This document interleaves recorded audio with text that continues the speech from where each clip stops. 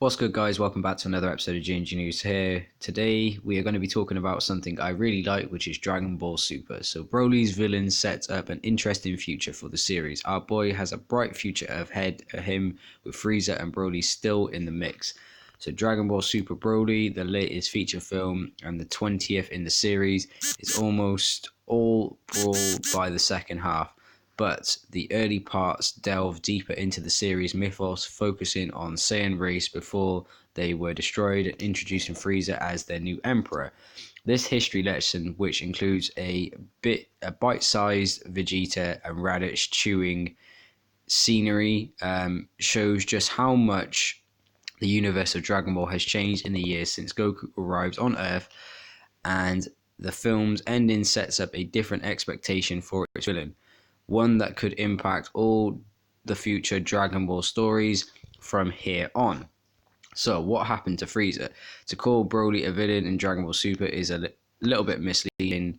Instead, the now canonized fighter is more of a blunt, uncontrollable object edged on by Frieza. Having returned from the dead back in the Tournament of Power Saga and finally realizing that he may never be a match for Goku or Vegeta, Frieza is settling into a new role in this film, sniveling opportunist, which is basically Frieza down to a T. He is a sniveling opportunist. Dragon Ball, Dragon Ball Z, Dragon Ball Super are filled with great villains, but no one compares to Frieza. Since his first appearance, the Emperor of Universe 7 has been the perfect bad guy to root against. He's rude, he's pompous, and he's as fun to watch being evil as is getting the snot being out of him by Goku and friends. Frieza is the perfect villain, but one the Saiyans have grown far beyond. Bringing him back as Golden Frieza can only take the villain so far, and that's for the best. He should never be the bad guy that keeps up with the boys on transformations and power gains. He's done it once already, but never again. Broly takes him back to who he was before we ever watched him get out of his chair and transform. In Broly, Frieza devolves back into the evil ruler that he was literally born to be, manipulating those under him to do his bidding.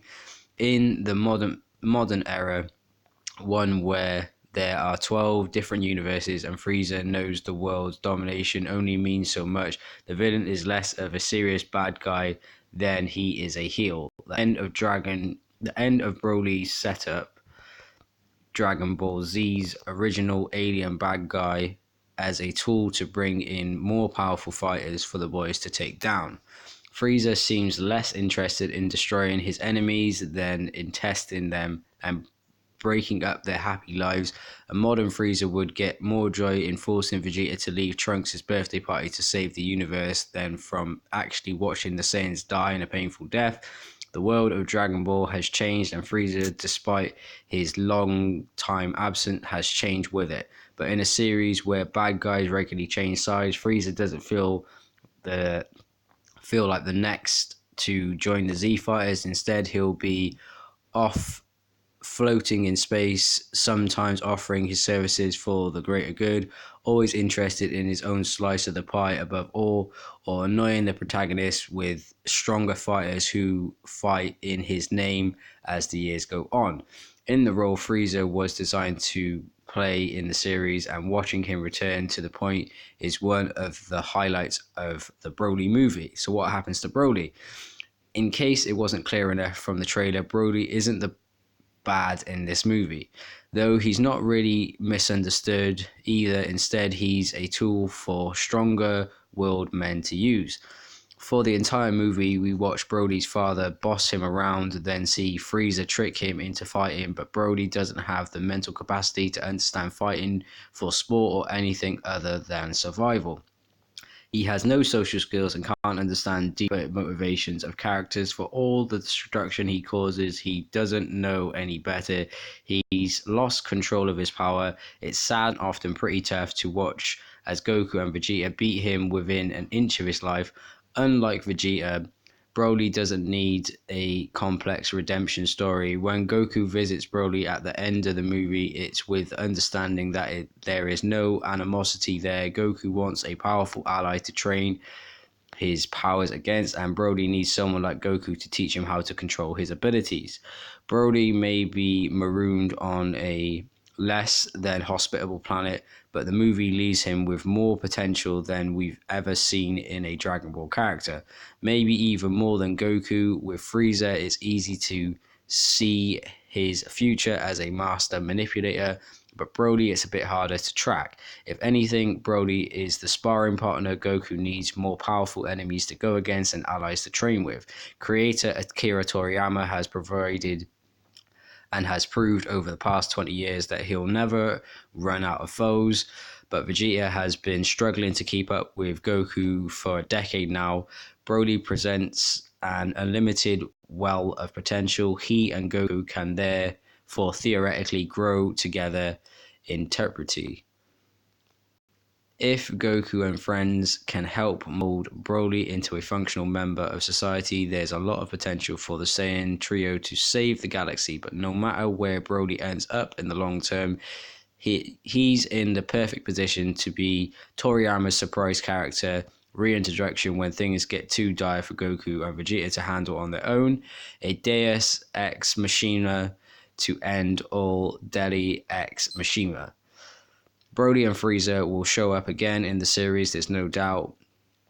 For the Dragon Ball fans, the difference between their ending is probably the most exciting aspect of the film. By setting up both of these iconic characters in two completely unique positions, Toriyama has blown the cap of power wide open and given himself a perfect delivery device for new and powerful beings to fight Goku. Because of Broly's villains, not our usual heroes, the future of Dragon Ball looks brighter than it has done in years. Broly is always a character that I've loved. I liked his original movies.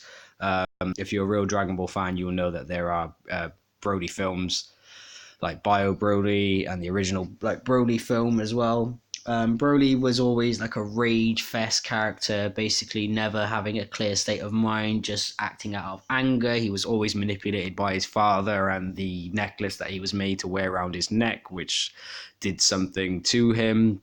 So I'm really hyped to see this movie when it comes out. I've seen the trailer a couple of times because I watched a couple of films recently. Go and check out my recent movie reviews if you want to find out about my experiences of when I've been to the cinema recently. Really happy to hear this. But anyways, you let me know what you think about this in the comment section down below. Thank you for watching another episode of G&G News. Don't forget to subscribe. You can turn on them post notifications if you haven't done already. You can like this video if you think it deserves a like. You can share it with your friends if you want other people to see this. You can leave a comment in the comment section down below if there's anything you want me to do in the next episode of G&G News. And I will be sure to oblige. Thank you for watching. I'll see you all soon.